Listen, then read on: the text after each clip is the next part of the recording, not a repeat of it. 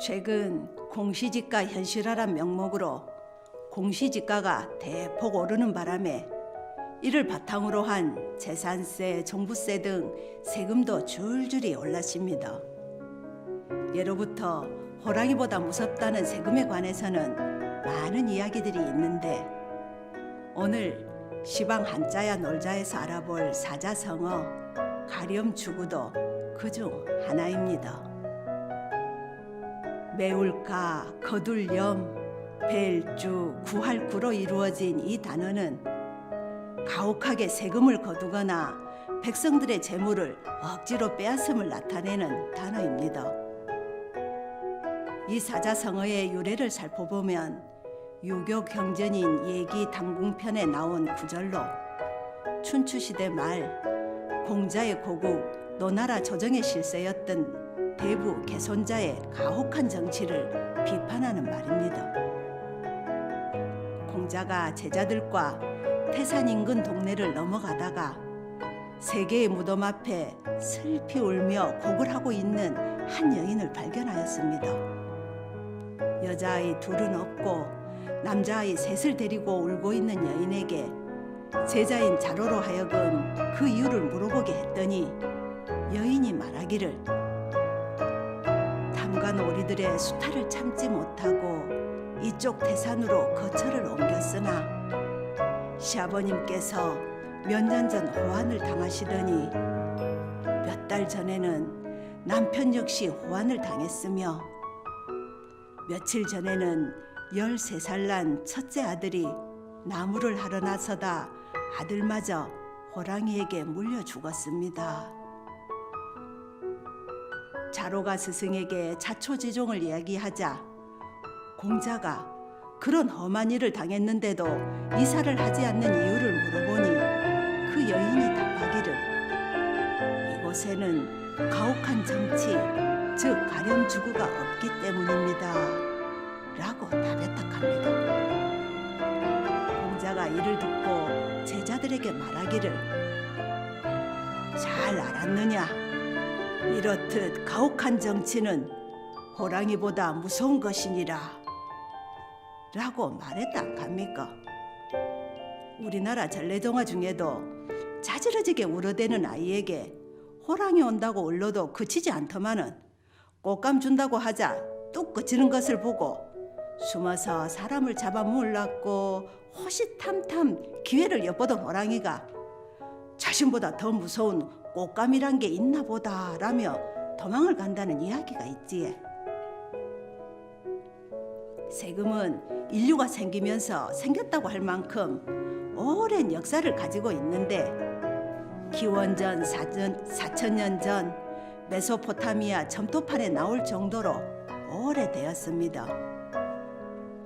현재 전해져 오는 각종 기록이나 역사에서 이 세금의 공정성을 이룬 왕들은 성군으로 평가를 받고 있는데 반해 이 조세 제도가 수탈의 수단이 된 왕들은 예외 없이 폭군으로 몰려 혁명이나 반정으로 쫓겨나고 있다 아닙니까?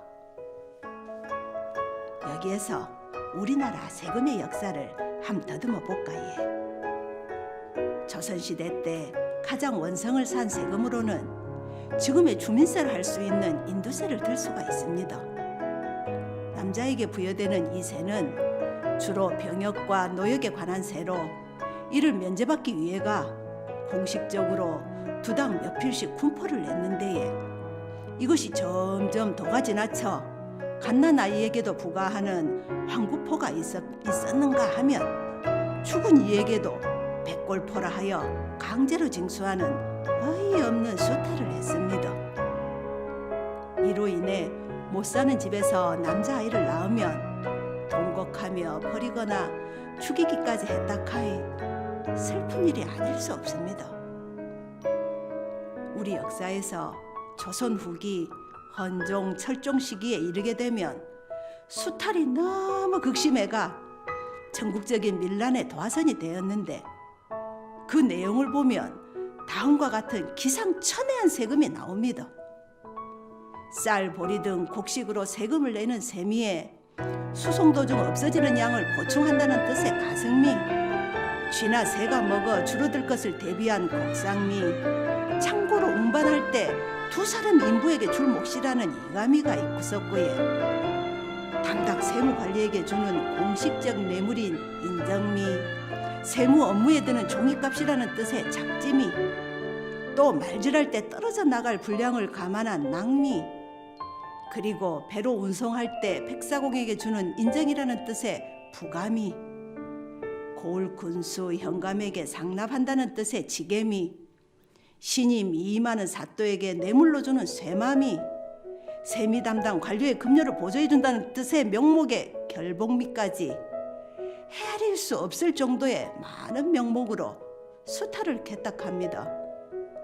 아이고, 이래 별별 세금이 있는 줄은 몰랐지에. 이름만 갖다 붙이면 세금이 되네예. 심지어 마다리 세라 하여 지역에 돈 있는 사람에게 이름뿐이 벼슬을 만들어 비싼 값에 사게 하고, 이를 거절하면 그에 상응하는 세금을 내게 하는 포악을 저질렀습니다. 또 대원군 시절에는 경복궁 증축을 위한 재정을 조달하기 위해 사대문 출입 시 통행세를 징수했고, 1902년 왕실 재정 보충을 위해 한강을 건널 때는 나루세를 내게 하여 분노한 사람들이 나루를 불태우며 시위를 하기도 했다 합니다. 이렇게 선조들은 숨이 가쁠 정도의 많은 세금 수탈을 당하고 살았지만 개화한 지금도 그 정도는 만만치 않습니다.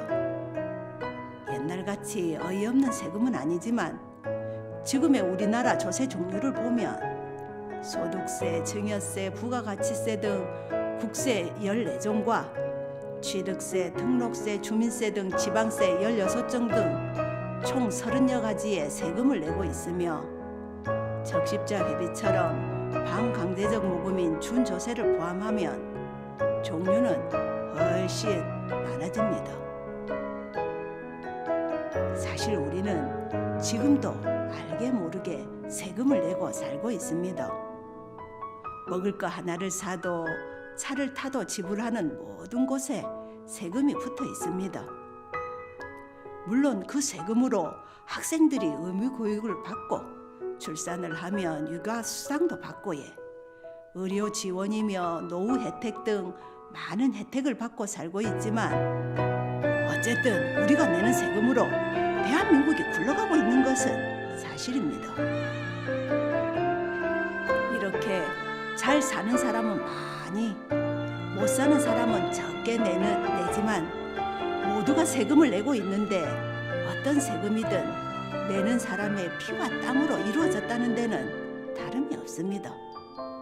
그러니까네 이렇게 낸 세금들이 제대로 쓰여 있는지 국민 모두가 단디 챙겨봐야 안 되겠습니까?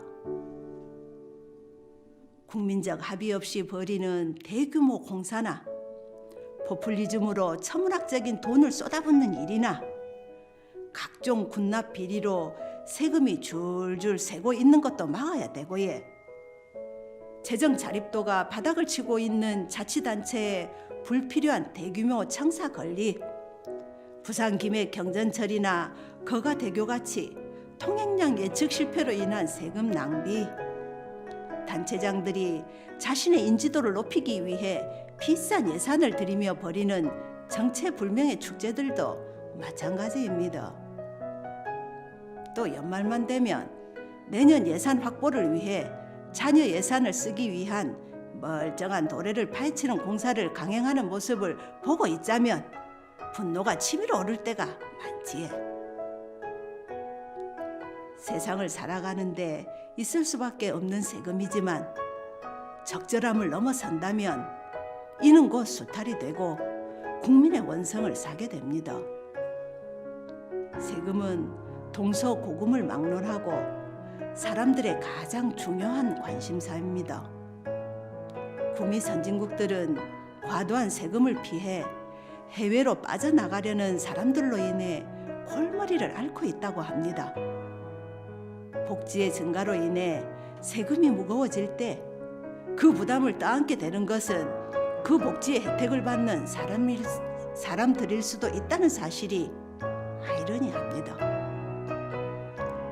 가렴주구를 없애기 위해서라도 세정을 행하고 정책을 세우는 사람들은 힘겹게 살아가는 보통 사람들의 입장에서 세금에 대한 무거운 의미를 다시 한번 생각해 주기를 바라봅니다.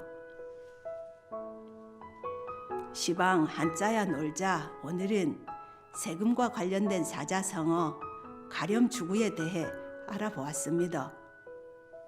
감사합니다.